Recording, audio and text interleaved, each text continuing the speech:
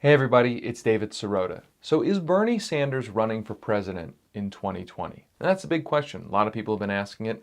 I don't think there's a good definitive answer on that.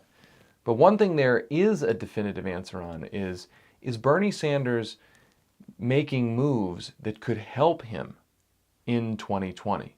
I think the answer is certainly yes.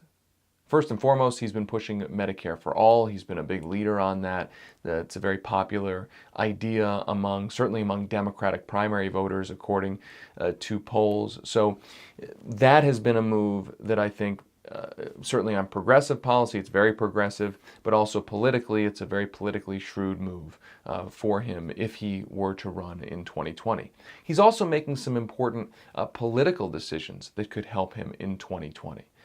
You may have noticed that Sanders and his political organization, Our Revolution, have been particularly active in a couple of key races in states and cities where Sanders would need to do particularly well in 2020 and where he didn't necessarily do so well in 2016. There were these local and one state race where Sanders and his organization have been very, very active in. They were very active in the Jackson, Mississippi mayoral race. They were supportive of Chokwe Lumumba, who won that race, a very progressive mayor, saying he's going to put in place very progressive policies in that city in Mississippi.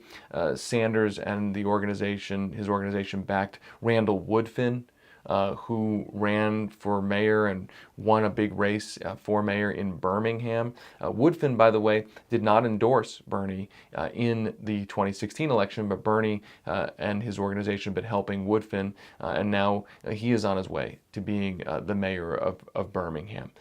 You had Bernie has been very active in the Atlanta mayor's race, backing a lawmaker there named Vincent Fort in that race.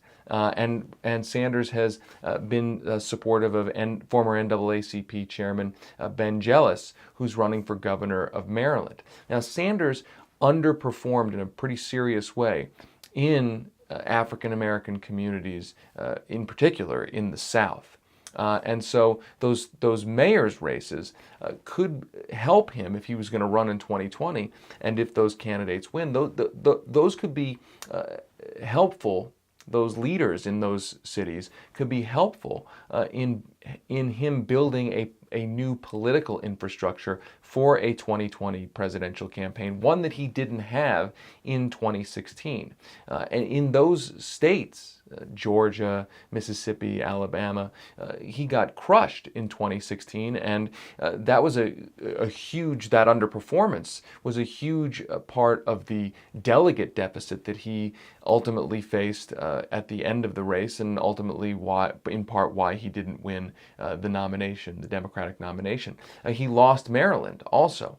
So what I'm saying here is not that Sanders is backing candidates who aren't progressive in order to help himself. No, what I'm saying is that these are very progressive candidates, and that Sanders and his political organization could pick a million different races to be involved in, but they've picked these specific races with these very progressive candidates that could have an additional benefit, a political benefit to Sanders if he should run in 2020, because in helping these candidates, by the way, win or lose, but certainly if they win, in helping them, he is building bridges to communities and to these places where he would need to do a whole lot better in order to win the Democratic nomination. Now you may be saying, well, Alabama, I don't get it, Alabama, Mississippi, Georgia, these are not states that are usually contested in the general election, and that's true.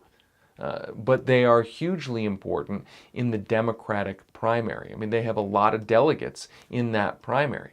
And so when Sanders underperformed in 2016 in these states, it was a huge problem for his campaign, one that they ultimately couldn't surmount in terms of delegate counts.